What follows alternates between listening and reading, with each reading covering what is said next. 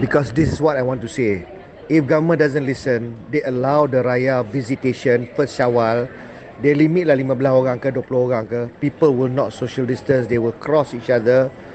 And the infectivity is going to go crazy.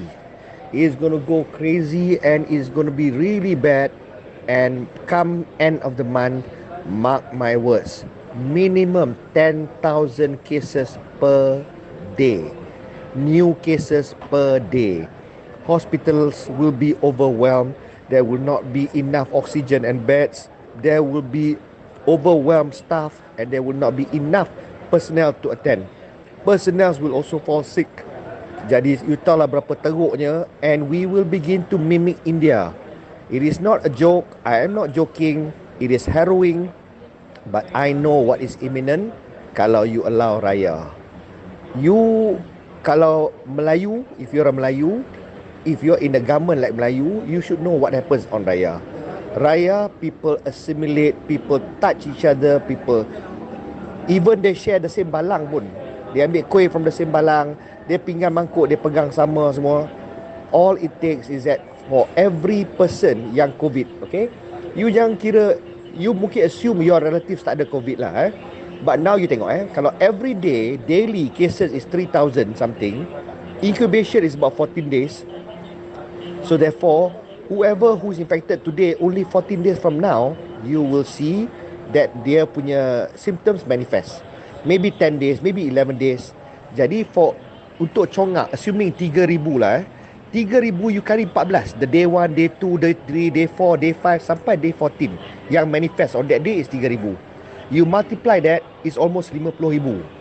So now assuming that is all that is. This 50,000 orang, kalau you tengok based on demography, 65% is Melayu.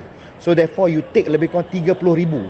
30,000 Melayu is now a moving COVID punya disease. These Melayus will also raya. Dia akan raya. So this 30,000 orang is going to go visiting their relatives and their parents. And those people will in turn visit their relatives and parents and friends on the first day of raya itself. So can you imagine, there will be a new source of spread by 30,000 separate independent sources infecting people on raya, and that will be multiplying exponentially. Can you imagine now, by the first day sampai middle raya, you can buatlah apa SOP, people will still beraya. Can you imagine how that would spread exponentially? The problem with COVID is because it takes long to manifest. Kalau kena hari ni, besok lusa manifest the symptoms, then no issue, senang contain. We will not even have pandemic this long. Kita boleh address immediately. Tapi the fact that they incubate yang lama, while it's incubating, you can spread. So you are not even sick. On the 14th day baru you going to become sick. Tapi that 13 days you boleh spread kat orang dah. You go everywhere. And in turn, when you spread on your first day, that person yang kena tu from you, dia pun dah start dia punya first day, dia pun dah boleh spread kat orang dah. So therefore, within 14 days, you can have 14 generations of spreading, theoretically speaking. Jadi, this is why you need to make sure that raya is some kind of a lockdown. Raya lah seorang-seorang kat rumah. Because I'm telling you, it is horrific, it is worrying. I am not exaggerating and overreacting. Raya will be a pandemonium. Memang the cluster will manifest.